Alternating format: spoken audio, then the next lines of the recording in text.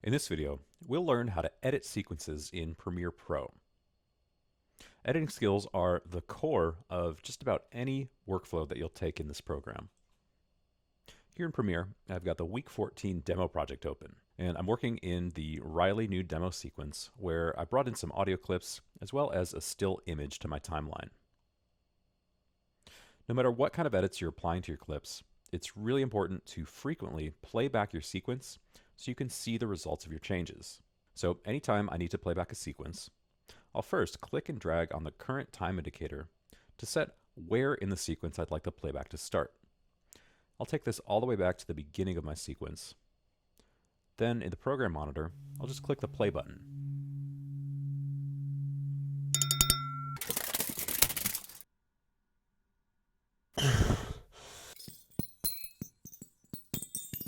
And when I'm ready, I'll click stop. Another helpful adjustment we can make to our timeline is to adjust the height of the tracks we're editing. This makes it easier to both see the audio waveforms as well as the visuals in our sequence. To adjust the track height, all we do is hover our mouse over the bottom of any track boundary in the left-hand column of the timeline panel. Notice how my mouse cursor changes. Now I can click and drag and make my tracks taller or shorter, and that just makes it easier to see what I'm editing within each clip. One of the most basic edits we can do is simply moving clips around within our overall sequence. So with the selection tool, I can click on any clip to select it, then click and drag to move it later or earlier in my sequence. I could also shift click to select multiple clips, even if they exist in multiple tracks, and move those around as well. I'll go ahead and click Edit, Undo from the menu bar to backtrack. When we're working in a sequence, there are times when we'd like to see every clip we have from start to finish on the timeline, and other times where we'd like to zoom in on a more detailed part of our sequence. So for example, this part right here on the sequence, I'd like to take a closer look at, so I can make some fine-tune edits. So I'll move my playhead close to the area that I'm interested in, then use the zoom bar at the bottom of the timeline panel to zoom in. I'll click and drag on the circular handles on either end to change the zoom level. Dragging in lets us zoom in and see more detail, all the way down to individual frames. Dragging out shows us less detail and more of an overview of the entire sequence. So here I can see more closely the transition between the silent part of the clip and the audible part of the clip.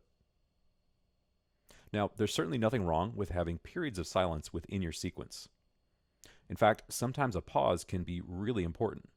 In a lot of ways, silence behaves like the negative space of an audio sequence.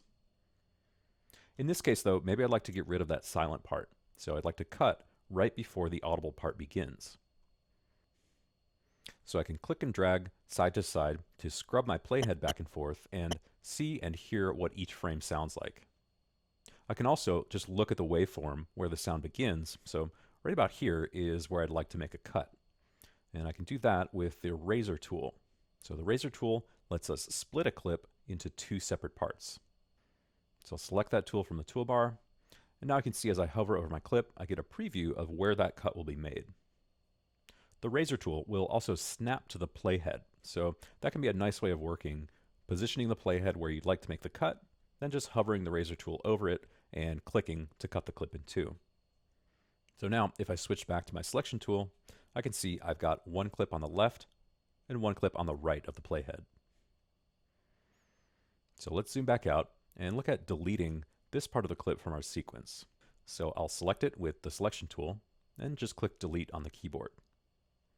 Now, what I'm left with is a big blank space in my sequence where there's no sound, there's no visual in any of the video tracks, so I'd have a big chunk of completely dead time in my sequence, and usually that's not what I want. So to remove empty space from a sequence, I can right-click and select Ripple Delete. So what this does is moves all of the clips that are farther down the sequence to fill up that empty space.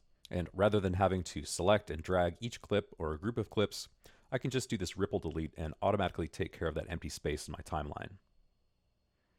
Okay, that's an overview of how to do some basic editing of sequences in Premiere Pro.